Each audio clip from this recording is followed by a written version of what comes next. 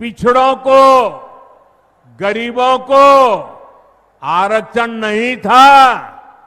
ये संविधान लेकर के जो गुमराह करते हैं ना, आरजेडी और कांग्रेस वाले क्या कह रहे हैं और क्या कर रहे हैं, ये आपको मुझसे ज्यादा पता है। और जो जमानत पे है वो चोरी के मामले में जमानत पे है, जननायक की उपाधि की चोरी में जुटे हैं।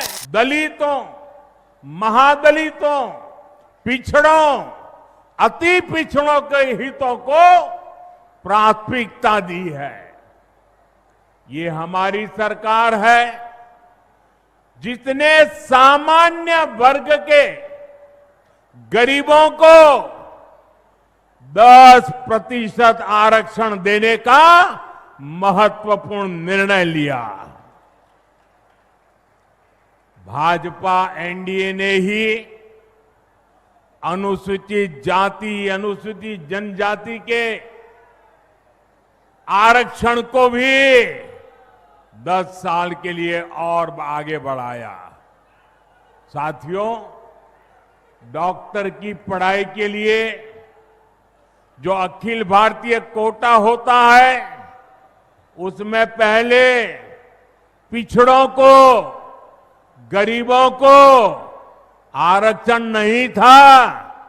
ये संविधान लेकर के जो गुमराह करते हैं ना, तब ये लाभ, ये हक नहीं मिलता था। एनडीए सरकार ने ही ये प्रावधान किया। हमारे देश में ओबीसी कमीशन को संवैधानिक दर्जा देने की मांग कई दशकों से हो रही थी। ये मांग भी एनडीए सरकार ने ही पूरी की।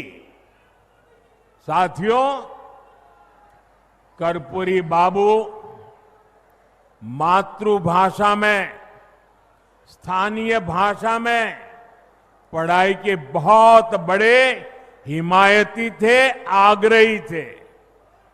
एनडीए सरकार ने नई राष्ट्रीय शिक्षा नीति में स्थानीय भाषा में पढ़ाई पर बल दिया है। अब गरीब, वंचित परिवार का बेटा भी अपनी भाषा में पढ़ाई कर सकता है, परीक्षा दे सकता है। साथियों, हम जननायक कर्पूरी ठाकुर की प्रेरणा से सुशासन को समृद्धि में बदल रहे हैं।